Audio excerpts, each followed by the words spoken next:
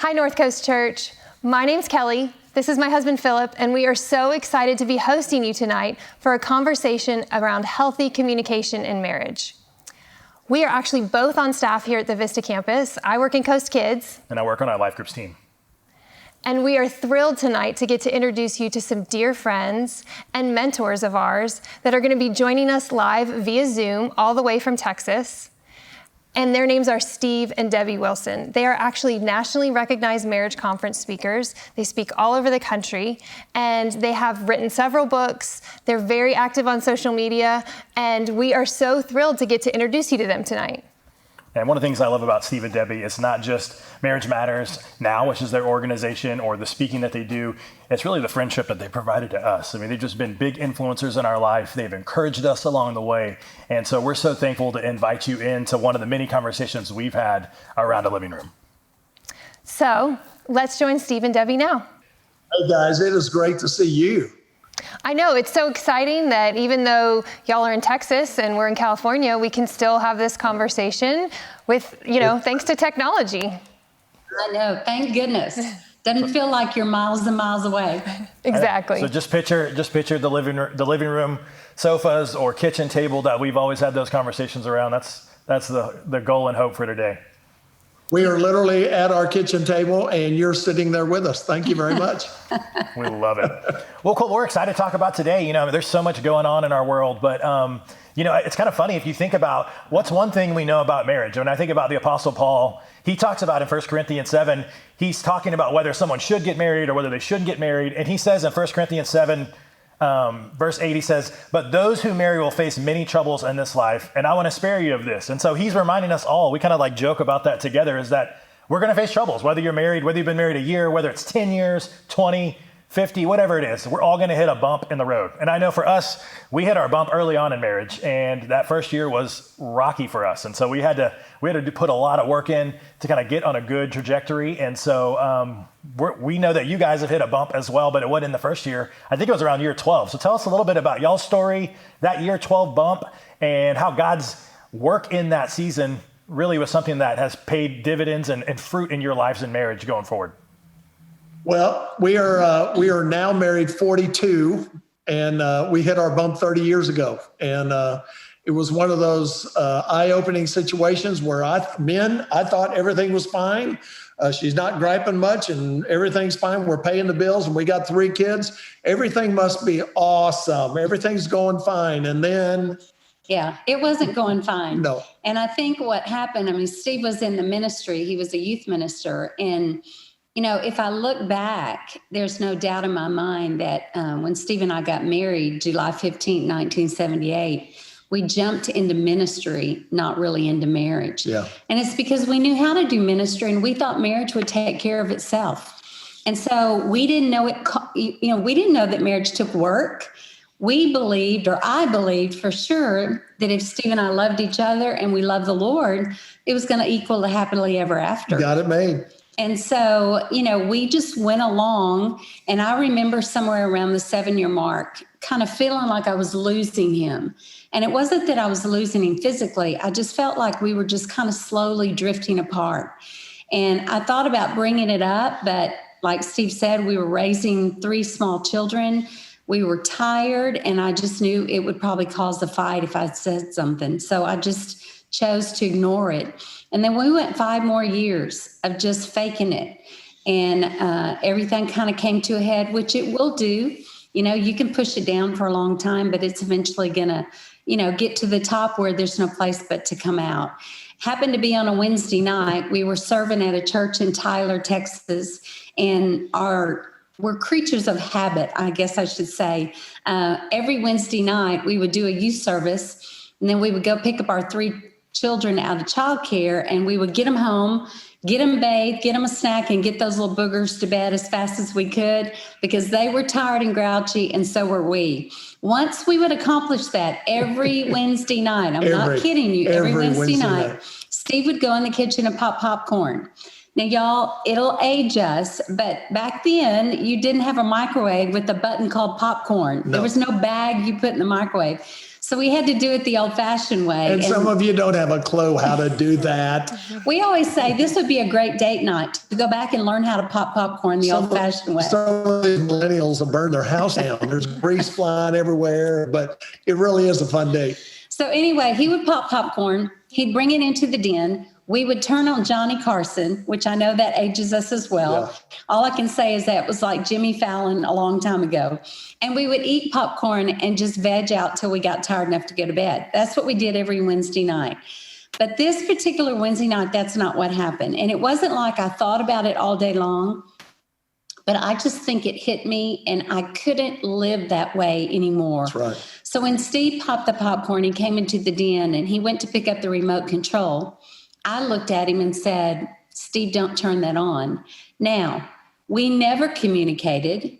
We never knew what was going on with each other at that point in our lives. And so we could not have been on more opposite hemispheres. I mean, I laugh because when I said don't turn on the TV, Steve thought that meant something great was about to happen. Thank you. And what I say is bless his heart, because that is not what happened. No. Instead, I said the dreaded words no man ever wants to hear, and that is, we've got to talk. That's right. And so basically what came out of my mouth that night, I was numb. I really didn't care how I said it, but what I said to Steve that night was, Steve, if this is what marriage is, I don't know that I want it anymore. Yeah.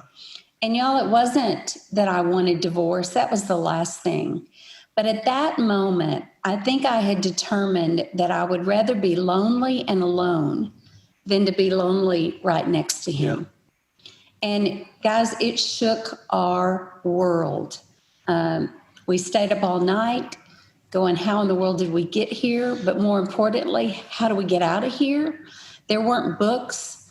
There was not a lot of marriage counseling. Pastors weren't speaking on marriage. We literally thought we were the only couple going through what we were going through. So we stayed up all night Wednesday night, Thursday. We decided, you know what, we're going to get out of town.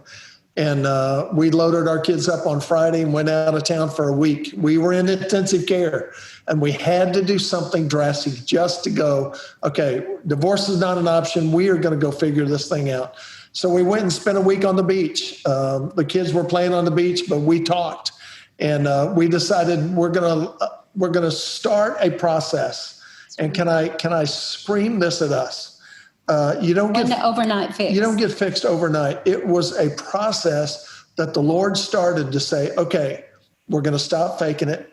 We're gonna communicate with love and honor and respect each other, but we're gonna work through the wall so that we can get past the wall. And then when we got past the wall, we discovered, man, there's a lot of people around us that are going through the motions. And that's where our passion for married couples became our passion. It came alive because our passions always come out of pain. Can I just go there with you?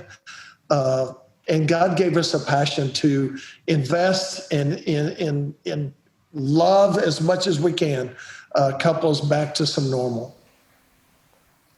That's so helpful. I think during this season, I know Philip and I have seen that in this COVID season, this shelter-in-place season, that there's a lot of couples who are in that place that you just described. They're in more of a triage place where, hey, they know something's wrong and we need to fix it, but they're trying to figure out how to do that.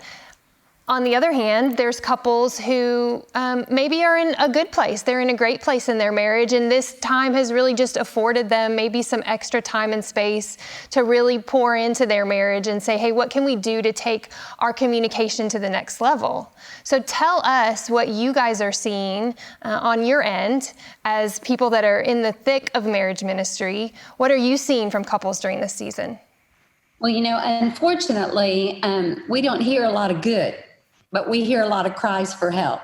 So I'll just be honest. I think what this has done for a lot of couples, at least that have contacted us and we have counseled with in the last 5 months, is, we're together all the time and the busyness is no longer there. And so busyness is a great distraction to any issues that we have in marriage. So what has happened is the issues that they haven't dealt with for years, have just kind of come to the top, and then they don't know what to do with them. And Steve and I can so relate, because I don't know how many times the issues came to the top and we just kept pushing them down. And, we know that God loves us enough that he's going to allow those issues to eventually come out. Number one, so that we'll turn to him. But number two, so that we'll go deeper in our communication. And we just run from intimacy sometimes. And it is the sweetest, greatest place to go. But sometimes we're pushed to go there. We don't just naturally go there on our own. And I think that's what I'm seeing a lot of couples doing, is they're making a choice to either walk away, which, most of them aren't, or they're choosing to go revisit past wounds and hurts that they never dealt with over the years, so that they can get to a sweeter, more healing place. And we discovered when you decide to not walk away, men, I'll be honest with you, when we hit the wall and we went to the beach, it was the worst day of my life. But we decided we're not going to walk away. We're going to do the hard work, because it is hard work. And that was the beginning of the best of the best of the best. Don't run away. Allow the Lord to bring some of those things up to the top. Deal with them. Look at them that it could be a real plus in your marriage, to emotionally marry the two of you, and to bring you closer together than you've ever been in your life. That's so good. That's so good. It's a good reminder that sometimes the things that we want in life take a lot of work. They don't just come easy, right? So one of the cool things about this whole digital space, Kelly and I get a chance to lead the Preparing for Marriage class here at North Coast. And so we've took it online this summer. And so we actually got to bring you guys in, 3 or 4 weeks ago? You got to come in, you got a chance to be one of the speakers. It's a 6-week course for couples that are either considering getting married or are about to be married. And so you guys came in, you guys did a whole thing on communication. And so it was so good. Our couples, almost the entire group, stayed after for another 30 minutes, and probably would have stayed more to get a chance to ask some questions. But for us, when we heard that conversation, we went on a date about a week later, and we had, I got to tell you guys, it was some of the best conversation that we've had. And it was based on what you talked about in there. And so, man, our conversation was so good. And we were like, how do we let more people into this conversation? So today, that's what we want to talk about. I know you guys have written several books, and we'll talk about those later, but one of them you talked about, and it's communication, the missing piece, I believe is what it's called. And it's about 6 levels of communication that you've identified and kind of explain and walk through. So today, we'd love to dive into those. So tell us maybe what I'm missing when it comes to that book, and then maybe even start us off with the first 2 levels, what those look like. Okay. Well, I'll tell you, when Steve and I kind of realized that communication was one of our biggest issues, we had to kind of look at communication and what we were missing. And I distinctly remember, Steve, that week that we were at the beach right after we hit that wall. I remember Steve saying to me over and over that week, "Debbie, what is it that you need from me?" And I couldn't ever verbalize it. But one day I said to him, and it was years after that, I said, "I now know I can put into words what I wanted so desperately in those first 12 years of marriage, but I didn't know how to say it." And he said, "Tell me, what is it?" I said, "I want you to know me fully and love me still." And so I think every marriage, when we say "I do," we are hoping and praying that this person is going to pursue us to the point that they know us fully. And even with all our baggage and our hurts and our wounds that we bring into marriage, they're going to love us still.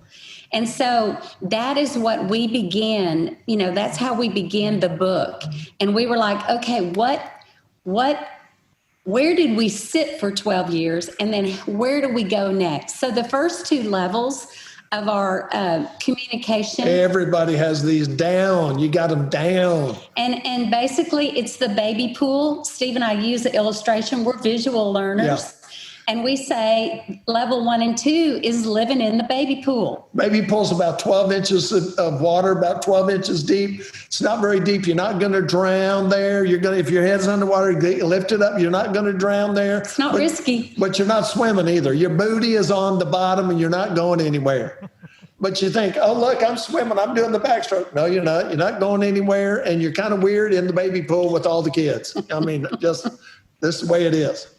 So anyway, I think what we do in our marriages, and it's natural and it's easy and it requires no effort.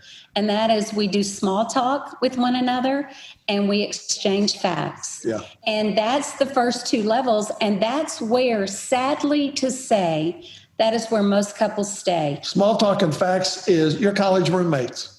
You're passing in the night. You're taking kids to activities. Well, what's going on tonight? Where we got to go? What do we got to do? You pass in the night. You get it home. When you're done, you're tired. You're exhausted. You go to bed. She goes to bed. Everybody goes to bed. You wake up. You do it all over again, and you're passing in the night. It's called college roommates. Not much intimacy. Just going through the motion, paying the bills, raising kids. And that's where the loneliness sets in because we get stuck in ruts.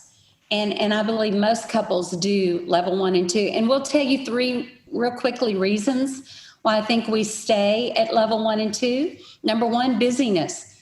Busyness is the biggest distractor of marriage and families. Yeah. It doesn't pull you together to be busy. It draws you apart. And we all have succumbed to what the social and cultural world tells us we should do. And so we're so busy that there's no time to invest in each other. And then the COVID comes and now you're not busy at all.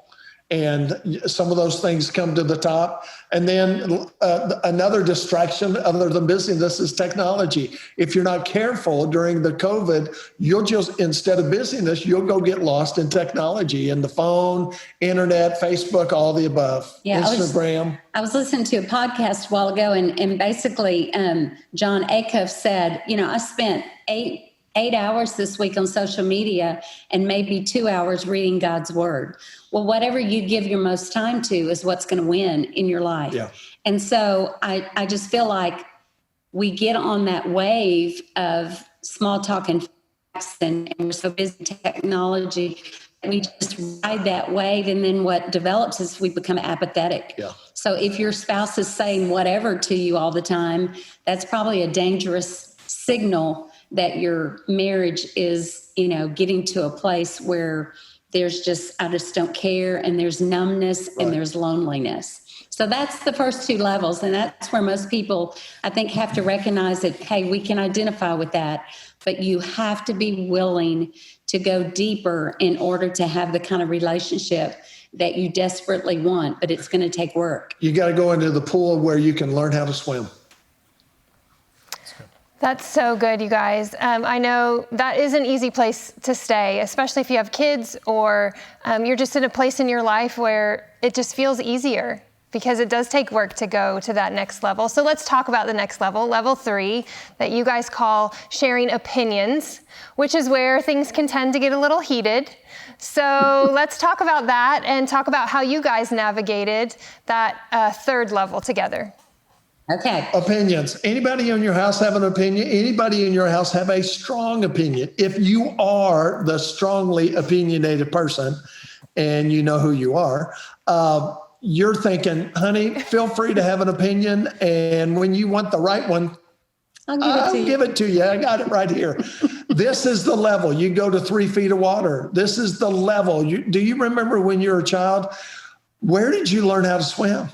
You didn't learn how to swim in the baby pool. You learned how to swim in the 3 feet of water, not 4, not 5, the 3 feet of water. This is where you learn how to navigate marriage, how you learn how to walk through the good times and the bad times. You compromise and you learn how to swim in your marriage. This is the level that is where you have to spend the majority of your work to go deeper. But, it is not unusual that opposites attract.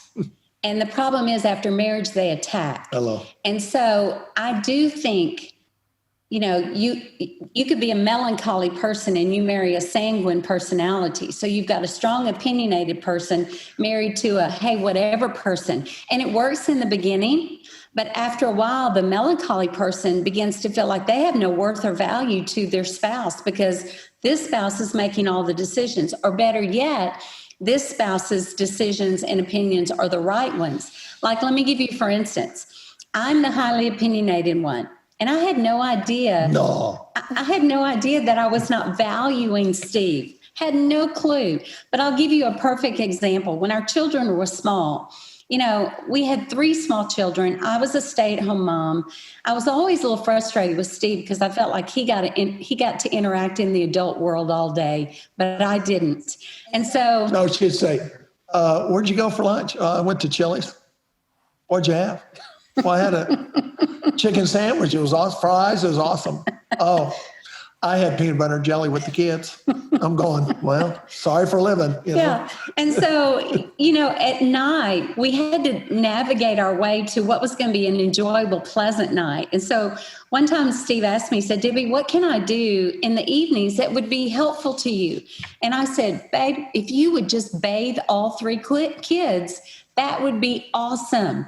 I said, "I can clean up the kitchen and then maybe go sit down on the couch for a few minutes, but that would be most helpful to me." He said, "Great." He said, "I got it." So the very first night, he takes all 3 kids into the bathroom. He fills the bathtub as high as he can with water, puts all 3 of them in. I can hear water going everywhere. Now, you need to understand, I'm a sanguine personality. I think every event needs to be a party. We're going to have fun when we're taking a bath. So I walk into the bathroom and I'm like, "Steve, look at the water. It's everywhere."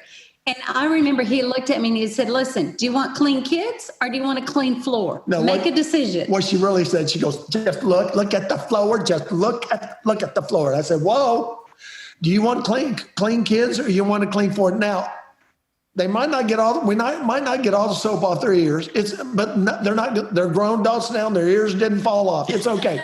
But when it's all done, I will take a towel. I will clean the floor. You got clean kids. Boom. You got a clean bathroom. Its floor is awesome.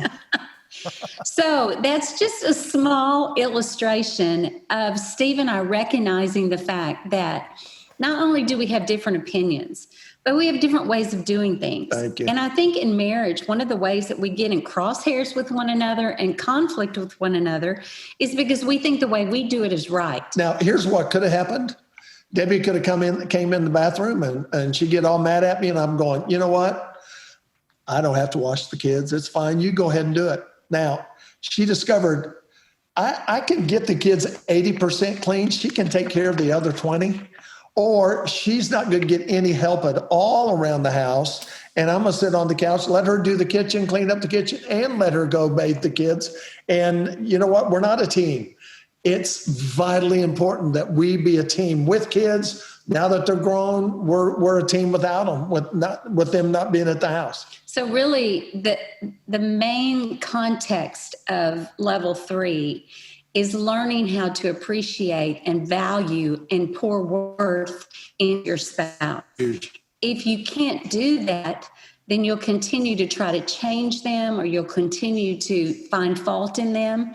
And that's not going to get you any deeper in your relationship. In James 1:19, James said, "My dear brothers and sisters," he said, "be slow to speak, quick to listen, and slow to become angry." Yeah.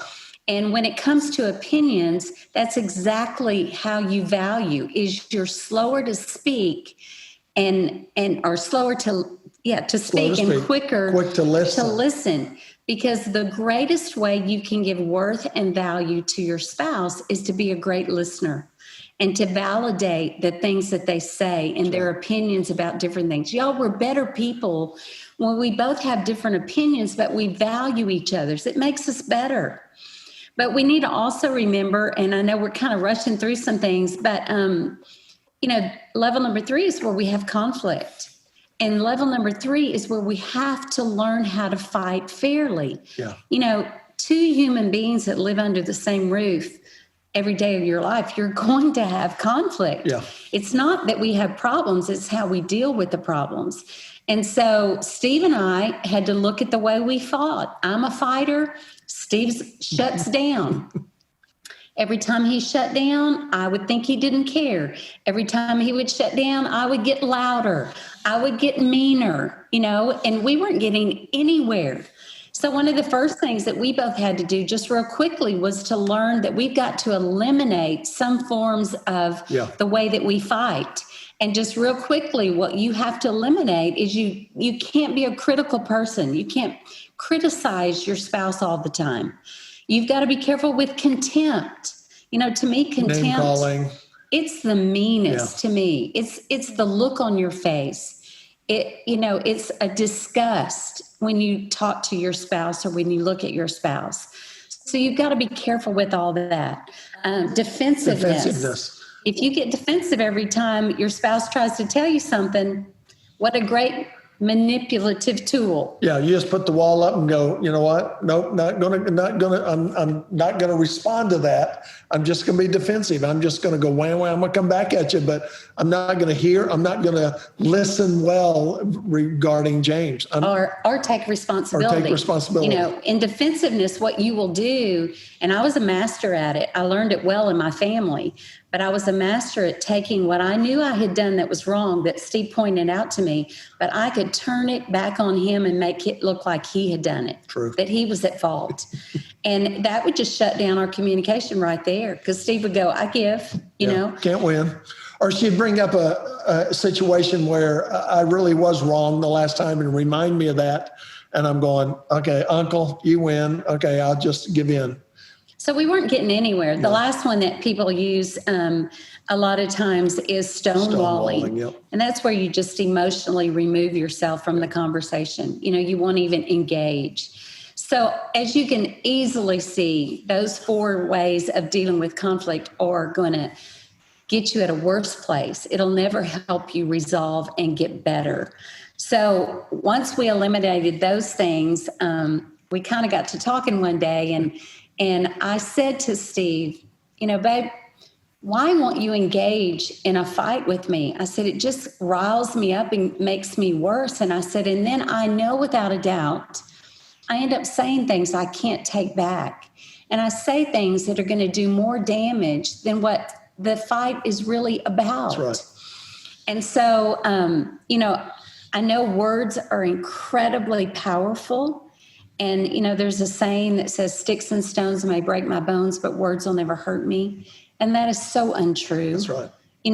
It's in level 3 where we don't value and we don't give worth, and we conflict in such poor ways that we end up hurting our spouse with our words, and words are hard to ever forget. Yeah, you don't forget them. My dad used to say, Steve, you're a good boy, good for nothing, but you're a good boy. You know what? I didn't hear the 2 positives at the front and the back, but I always heard you're good for nothing. And so we decided, okay, we've got to shut down some of this communication that is just very harmful. So that we're not saying a word and you say a statement, then you go, "Oh, Can't take that back. I wished I wouldn't have said that," because trust me, you're going to hear that statement again somewhere, and it's going to be a knife. It's going to be something that's going to wound you. So we had to come up with a system. It's a great system. Now let me tell you this: 2 strong, bullheaded, opinionated people will not use what we're getting ready to give you, because you got to have the last word. And you want to win. So we had to come up with a code word. And a code word is a statement that is fun, that makes you laugh or smile. I think I'm going to get a gun is not a good code word. Not a good code word. Just don't go there. Our code word was, I think I need a Diet Coke. Both of us drink Diet Cokes, and I would say, we'd be in an argument, and I would say, you know what, I think I need a Diet Coke. Debbie's on her horse, won't ride that horse. It's a dead horse, but she's riding it. And I say, I think I need a Diet Coke. And we came up with some rules that helped us both respond to the code word. Yeah, and I want to say this. I don't want to cover this, but basically, what Steve and I decided is that when an argument got to a place that we knew we were about to say things that we couldn't take back, we knew it was escalating to a point that we were about to hurt each other, not physically, but just emotionally, that one of us would say, I think I need a Diet Coke. It was usually Steve that would say it, because I'm, on a roll. But it was very, very crucial that Steve didn't say, I think you need a Diet Coke right now. If he would have said it like that, it would have just escalated more. So many times When Steve recognized that the fight was getting out of hand, he would simply say, I think I need a Diet Coke. We had already established the rules of that code word, and we had agreed and committed that once that code word came out in the conversation, we would abide by the rules. So let us quickly tell you the rules. And if this is something beneficial that will help you in your relationship and help you stop fighting to the point that you wound each other, then find your own code word and go by these rules. Number one rule is when the code word comes out, this conversation is over. You do not get the last word. You cannot do, I would say, I think I need a Diet Coke. Debbie can't say, well, I guess you do. Yes, you do. You need a Diet Coke. No, the rule was if the code word comes up, this conversation's over. Number one, it's over. Number two, I'm going to go left. You're going to go right. And we can't leave the house. If you leave the house, it's called abandonment. Just can't do that. Just get away from each other. It's just taking a break from each other and from the argument.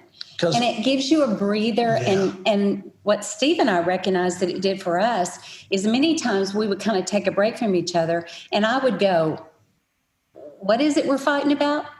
Because, in the middle of a fight, you start here and then you go off and you don't even know what you're fighting it about in the beginning. And so that was just a good time to just decompress, get a grip, recognize where you've been, what you did. And it also would help us to kind of be able to communicate when we went back with each other what the issue really was. One of the things, I'm a game player, I was. So there was a lot of times I wanted Steve to try to figure out the puzzle piece. I wanted to argue about this, but it really was about this, and I wanted him to try to figure that out without me telling him. And ladies, we don't read your mind very well. Can I just tell you that at all? So we just decided to stop playing games for sure with this thing. This conversation's over. I'm going to go left. You're going to go right. Number three, we're going to come back and talk about this. And if in the middle of talking about it, we start losing it again, the code word's going to come back up. We're going to go left. I'm going to go left. You're going to go right. We're going to come back and talk about it again. And then number four. Can I say something real quick? I know we've been taught in church not to go to bed on our anger, and I'll be honest with you, I'm a powder. I also need to process things for a while. Steve wants to make up and get it over with as quickly as possible. Thank you. So again, here's your two opposites. So many times I wasn't ready yet before we went to bed to really finish it. And can I tell you, I found a verse that just gave me freedom. Psalms 4:4 in the New Living Version says this: don't sin by letting anger control you. Think about it overnight and remain silent. Come on. Let me tell you the beauty of that. If Steve and I would just go to bed, not talk about it anymore, but go to bed and let me process it, God would convict me in the night. And so by the time we would wake up in the morning, I was more than happy and ready to take responsibility for my part in it and to apologize, which is number 4. The rule of number 4 is we will come to a resolve. Come on. Guys, you won't come to a resolve unless you get to a calm place and you're willing to allow the Holy Spirit to convict you, and then you're willing to take ownership of it and come to a resolve. That is so good. The reason we continue to fight over and over about the same things over and over is because we never resolve. And just try to be sensitive with you. There's a lot of older people that have not, they've had arguments their whole life with their spouse, and they've not resolved anything. And we call them bitter old people because it will eat them up. And bitterness is what comes out. Bitterness is what comes out. And we've decided, you know what? We are just not going to become bitter old people. I want to be a Pops and a Dee. I want to be a Pops and a Dee to our grandchildren and have fun and let them be happy grandparents. Yeah, we eat dessert first. Come on. So y'all, that's level 3, and that's a whole lot in that level. But I hope you can kind of see why we need to work on that level really well, because when you go into levels 4, 5, and 6, It's at more of an emotional level. Yeah. And you just can't go there until you're safe enough and you've established value and worth and love in your relationship. Level number 3, you'll learn how to swim. You're in 3 feet of water, and it's where you learn. This is where you learn how to be married. How to be married, the basics of everything. Well, y'all definitely sound like good grandparents. Dessert first. I mean, come on. I know. That's how it is in our realm. Grandparents let it fly, right? So I know that resonates with me totally. Y'all talking about your code word. For us, that was something we had to figure out. We called it fight or flight. So I'm way more the fighter, confrontational, more like you, Debbie, and Kelly's more like you, Steve. Exactly, more like Steve. Like I shut down a little bit. I need more time to process. I need more time to think. And so we didn't give it a code word. We just used that phrase timeout. Like, hey, I need to take a timeout. It's really never me calling the timeout because I would just keep going. A lot of times it's Kelly, but it is a helpful tool. So yeah, we resonate big time with that. And that's a huge tool. And especially if you're wired differently in those, which oftentimes that's what attracts you. Like you said, that's a big thing. So thanks for sharing that with us. So you talk about how a lot of couples don't really ever push past level 3. And so why is that? Why do you think that? Why don't they push past 3 into 4, 5, or 6? Because one wants to win. You know, Steve and I have just a funny statement, but if you always want to win, then you need to realize you're always going to bed with a loser. And who wants to go to bed with a loser? In marriage, we're both supposed to win. And if we would ever learn how to do these things in level 3 well, both of you win. And then there's the opportunity and the invitation to go deeper into my heart than you ever have before. And if you do level 3 and you really do master opinions, when you go into level 4, we're going into level 4 together. Yeah. And on the same page. And when you get in, you're in 3 feet of water with opinions. When you go to the next level and you're in about 6 feet of water, I'm going to need her because it's over my head. And so we've got to depend on each other. We've got to support each other. And then you really authentically learn how to swim. So tell us about level 4. Tell us what it is and tell us how do we get there? Yeah. Take us there. This is my favorite level. And let me tell you why. Most of us, level number 4 is feelings. Yep. Most of us grew up in homes where we were not allowed to feel. Maybe we were allowed to feel anger and frustration, but most of us were not allowed to feel sadness or disappointment. I don't know how you were raised, but I can remember as a child, if I cried, my parents would say, you better stop that crying or I'll give you something to cry about. Where'd that statement come from? Now, as a child, I really don't even know how to process that. No. But this is what I learned to do as a child. I learned to suppress my feelings. And the only thing I think when you suppress your feelings, I think the only thing that comes out is anger. That's right. And once again, let me remind you what James 1:19 said. He said, be slow to speak, quick to listen, and slow to become angry. So what Steve and I delved into is where's the anger in both of us coming from? And how do we remove that anger and allow each other to feel for the first time? Because men, we have a hard time feeling. We think we got to be the macho man. I remember growing up, my dad would say, big boys don't cry. Well, I'm not a boy anymore. I'm a man. And I just tell you, real men cry.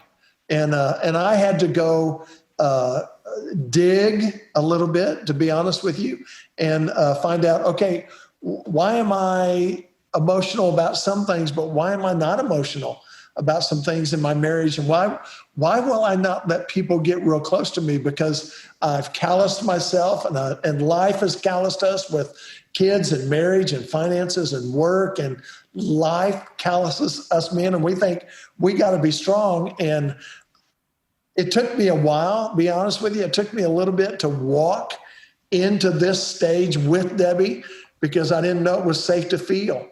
And then when I discovered it was safe to feel for myself, and it was safe for me to feel emotions with Debbie, talk about a connection that the two of us had.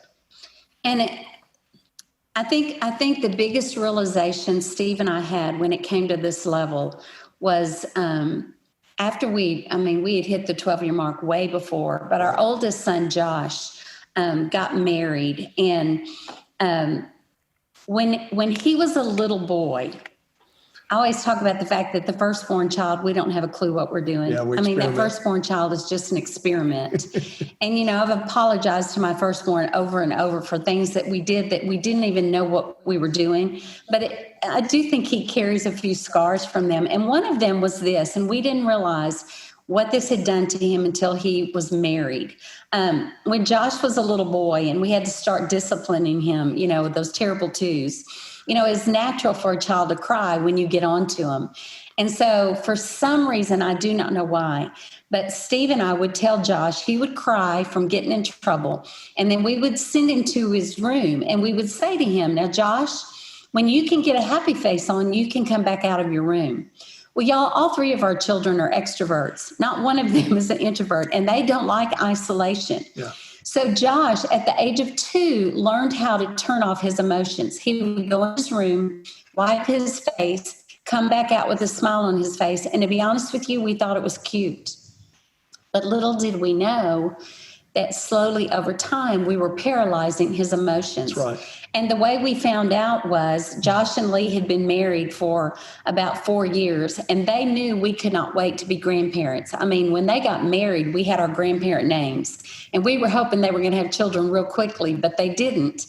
But anyway, we were coming home from doing a conference one Sunday afternoon, and Josh called my cell phone, and I said, hey, babe, what's up? And he said, where are y'all?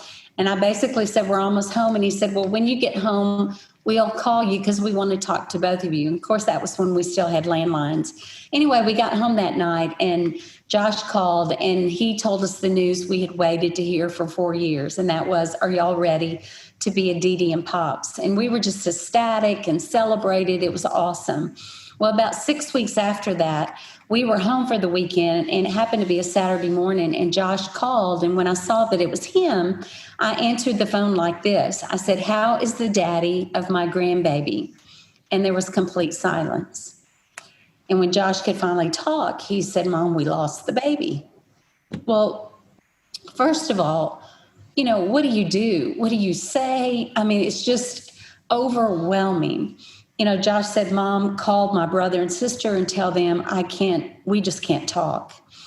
And, I tried my best at that point to express my love to him and hung up the phone and Steve had figured it out. I didn't even have to tell him. But a couple of things happened at that point I want you to hear. Steve looked at me and he said, do you want to go home? And I did what I've been trained to do. That's right. And what I think everybody else has been trained to do. I was like, no, I'm fine. Because I think over the years, when people don't let you feel, then you train yourself to turn off emotions that are going to make other people uncomfortable. And so I looked at him and I said, no, I'm fine. But I caught myself after about 10 minutes and I said, you know what? I'm not okay. And I said, in fact, take me home. And of course, what I wanted to do was pack my bags and fly to St. Louis where they were and see if I could make things right. But to make a long story short, Steve and I went home that day and we grieved the loss of that baby. And I think most couples don't grieve the losses in our lives. Josh called me about 3 days later and he said, Mom, he said, I need help. He said, I don't know what to do for Lee. He said, I feel like she's on one side of the house and I'm on the other. And he goes, Mom, was I supposed to feel about losing that baby? And I thought, there's my 2-year-old. That's right. Walking in his room, wiping the tears away and coming back out, and it's not working. And so I remember specifically saying to Josh that day, Josh, when Lee comes home today, I said, you take her in your arms and y'all cry and grieve the life of that baby and do it again 2 weeks from now, 3 months from now. I said, that's the only way God heals the heart. And let me tell you something, they did that. And Josh would tell you if he was sitting here that incident right there took them to a deeper level in their marriage than they had ever been. It grew them incredibly. And I think the missing piece in level 4 is we don't know how to grieve. We don't know how to feel emotions and be the shoulder for our spouse. That's right. Or even to be the shoulder or the hug for our children, to allow them to feel what naturally comes to us. So level 4 to me is the heartbeat of communication. If you can become safe enough in your relationship that your spouse feels freedom to express emotions with you and in front of you, it's a game changer. It is a game changer. That's so good, you guys. Thank you so much for sharing that story. I think, when Philip referenced back to us at the beginning and how we had some really meaningful conversations, a lot of it was around level 4, those feelings, things that were coming up for us in this season of, shelter in place. But it was also more about level 5, which is where you're going to take us next. And talk to us about needs and fears and what that looks like. Now, if we're talking, this seems like a really long way from the baby pool. So tell us where we're at with level 5 when it comes to needs and fears. Level 5, you're in about 10 feet of water. And level 5 is you could drown here. And it's where you have to depend on each other. And my visual is you both got pushed into the pool and you don't know how to swim real well. You're learning how to do this. And every once in a while I told Deb, I said, okay, I'm going to go under and I'm going to stand on your shoulders. You're going to go under, I'm going to go under, and you're going to stand on my shoulders. And then I'm going to tap your ankles and you get a big breath and you go under. And yes, man, I'm going to stand on her shoulders. And we're going to do this long enough where we're going to go, we're swimming. Hey, this is a lot of fun. Hey, us both go under at the same time. Whoa, but you can't do that in the baby pool. This is the level that you have each other's back. Yeah. Like, do you know what a secure feeling it is to know that there's one person on this earth that knows you so well that they have your back at all costs? That's right. This is a level to me that it just takes you to a place that you've never been before. I don't know how you felt in your childhood, but remember when there were teams and there was a leader for each team and they picked their team and you stood there and said, oh gosh, I hope I'm not the last one because that means they really don't want me. You know that feeling as a child when you felt like no one wanted you? I think so many times in marriage, that's how we feel because we don't know each other well enough to have each other's back. And see, Jesus says, hey, I'm picking teams today and I need 2 people. I pick you, Debbie, and I pick you, Steve. I got my team. Your first round draft choices. Thank you. We're together. And I have Debbie's back. Good, bad, ugly, the best of the best. But I wish I could scream this to couples, that most couples never go to this level because they've done small talk, facts, and opinions. It's hard. They go to feelings. Whoa, I don't know how to do that. But when you go to needs, you realize there's a need in your life that Jesus wants to fill. And God has put Debbie into my life to help meet that need in my life. So basically what needs is all about is you've built safety in your relationship in level number 4, safe enough to be transparent and to be vulnerable with each other and to share fears with one another.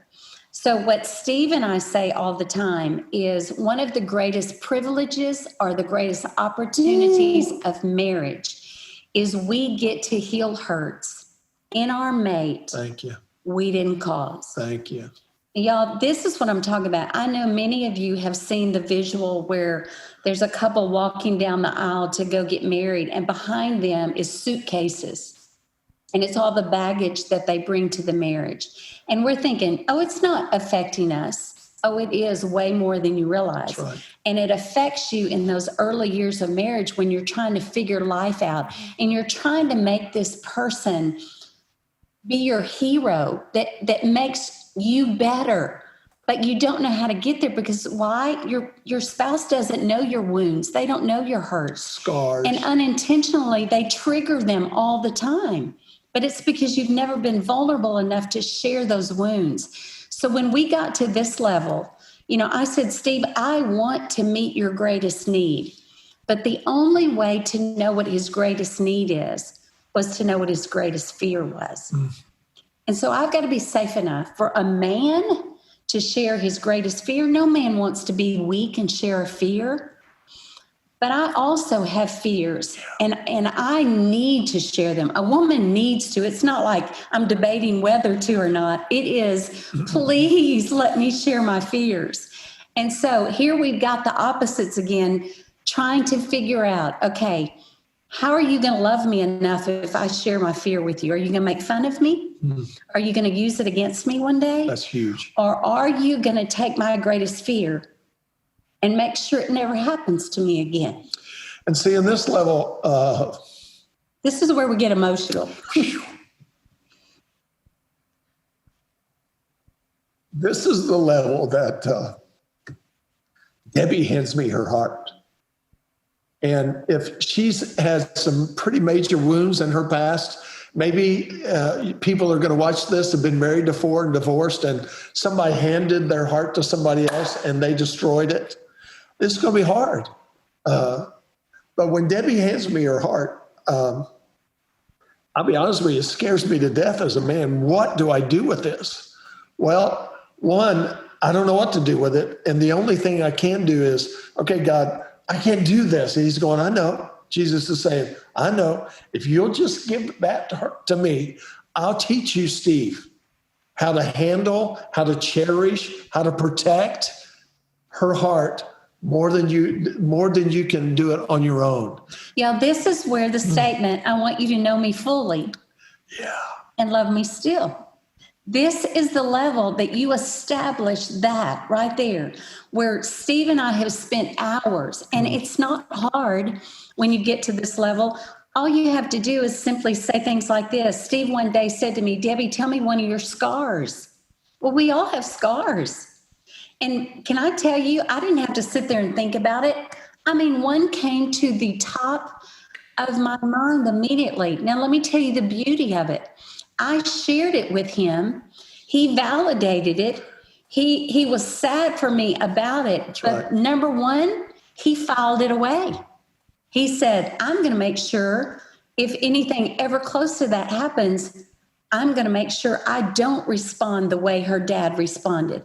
I won't react the way this person reacted. That's right. I'm going to do the opposite. And can I tell you, we have spent 30 years playing out some of the same scenarios that have happened in our childhood. And we have been the cortisone cream. Steve thinks cortisone cream heals everything. Duh.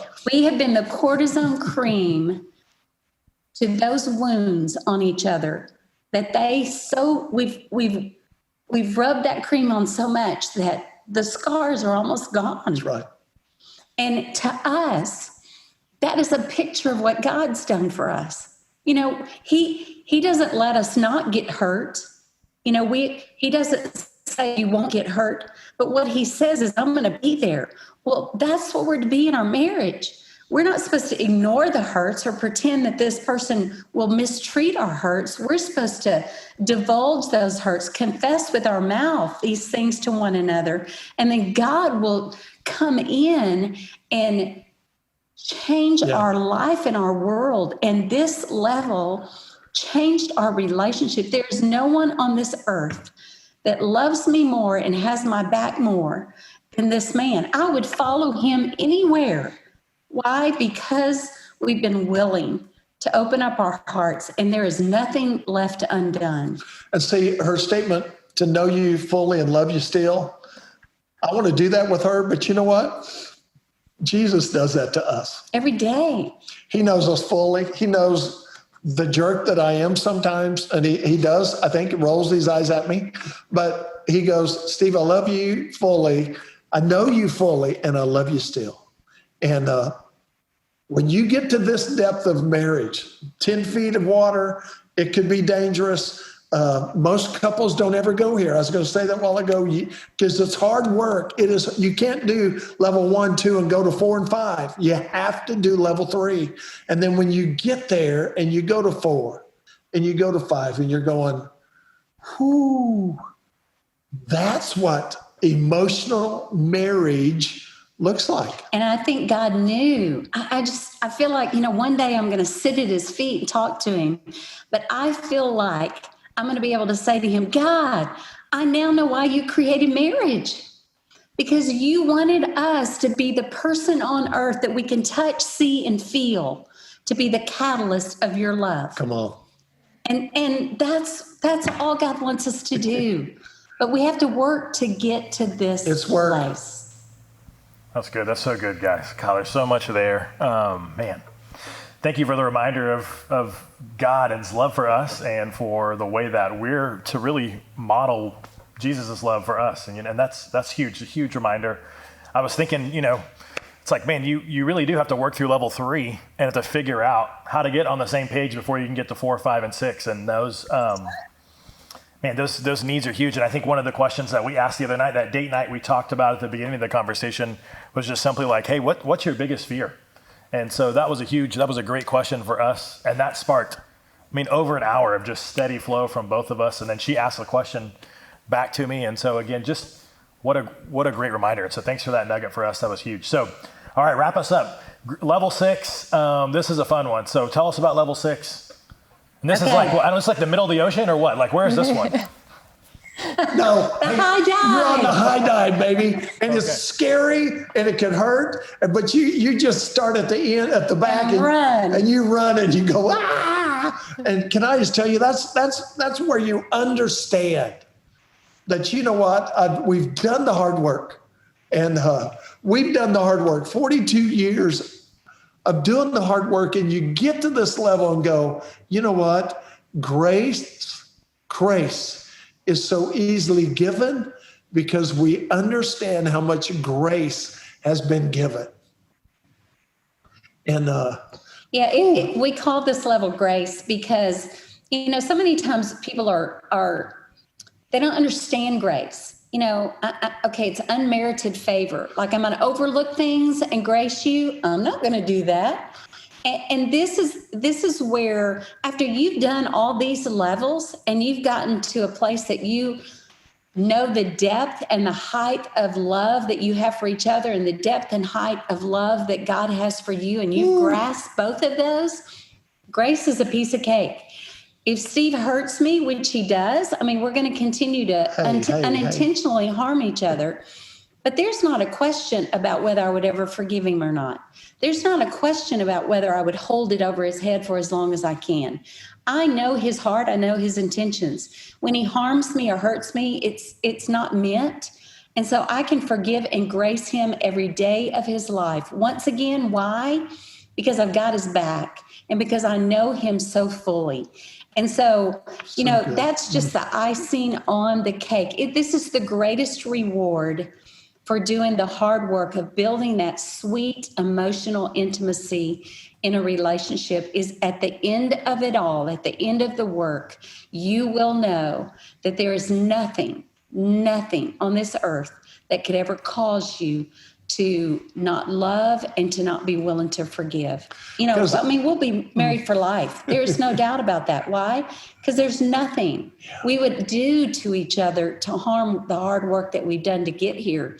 But then we're also so overwhelmed with God's grace in our life. As we shared our hurts and our fears with one another, we were overwhelmed that God still loved us in spite of ourselves. And that is a grace that once you grasp, man, who are we to not give it? I'll give it to anybody at any time, at any place. Why? Because I can't believe he gave it to me. So, guys, that is our book in a nutshell.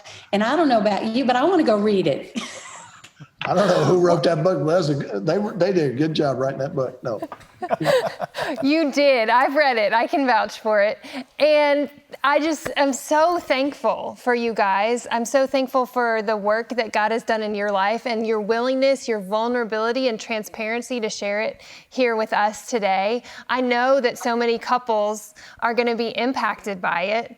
And so your ministry is called Marriage Matters Now. And so real quick, just tell everybody where they can find you if they do want to order your book, or if they just want to find you on social media. Where's the best place to do that? We have a website called marriagemattersnow.org. And on that website, you can find out where we are. All of our events are on there. We've got YouTube videos. We've got a store where you can purchase the book. And we have another book called The 8 Mosquitoes, The 8 Things That Will Drain the Life out of Every Marriage and Relationship, a great workbook for couples to go through. Yeah. We also have downloads of our live conferences and devotions and things like that. And so you can find them on there. Yeah, and we'd love for them to join us on Thursday nights. We started a thing during this COVID time that we're just going to do a thing on Thursday night. And we discovered that Thursday night at 9 o'clock Central Time, which is 7 o'clock your time, is a great time for couples to come join us. Every Thursday night, we do a topic on how to be happily married, how to be married, how to whatever. Right now, we're doing a series, and we'll finish it this week on what men and women wish their spouse knew about them. And it's been powerful. Yeah, it's been awesome. So you can find us if you enjoyed it. I mean, you can find us every Thursday night at 7 o'clock your time on Marriage Matters Now Facebook page. Right. So that's where we go live. If you miss the live video, those recordings are posted on our page for forever, so you can catch up on them. Or if you're in McKinney, Texas, and you just want to come by, we're here all the time. Yeah. Come see us. Come sit at our table. Yeah, because we want to come sit at the table. That's so good, guys. Yeah, thanks. We've watched the last couple Thursday night ones, and I think last week we had a cheese board and just kind of like hung out in the kitchen with my phone having your live on. So again, good conversation after. So we just thank you so much. Just so fun to hang out with you today. Can't wait to get back to Texas to see you guys, or have you come out to California to see us when this whole thing's over. But man, we love your heart. We love your relationship, love your story, and we love you guys. I mean, y'all have poured in and invested so much in us, and we're forever grateful for your friendship. So thanks so much for joining us today. Thanks for having us and allowing us to speak to your people and your church. What an honor. Yeah. Bless you. Yeah, see you guys. Bye. Hey, North Coast, thanks for joining us tonight, and I hope this conversation was helpful. Man, was there a lot there. I know those 6 levels of communication, there's so much to those, and the depth goes on and on. But what I want to encourage you is that is a conversation that happens over 10, 12, 30, 42 years, as Steve and Debbie mentioned. So don't feel like you got to hit all 6 levels tonight as soon as you close down this conversation. This is about choosing one part of where you are in your relationship and having one conversation that's in a healthy manner, and then continuing to build healthy conversation on top of healthy conversation, because that's where the fruit's going to come from. And if you're interested in any of the resources that we mentioned, we'll have links to all of those below. So whether it's Steve and Debbie's Facebook page or a link to their book, as well as any additional resources that North Coast Church provides. And if this conversation was helpful to you, a few weeks ago, Kelly and I had the opportunity to interview Pastor Larry Osborne about parenting. And we talked about some of the mistakes that well-intentioned parents make. So again, if that's of interest to you and you haven't checked it out yet, go for it. And if tonight was helpful to you, we ask that you share it. Share it with your friends, share it on your social media, because again, this is some great information to be able to get out to help marriages be stronger. Thanks so much for joining us. You guys have a great night.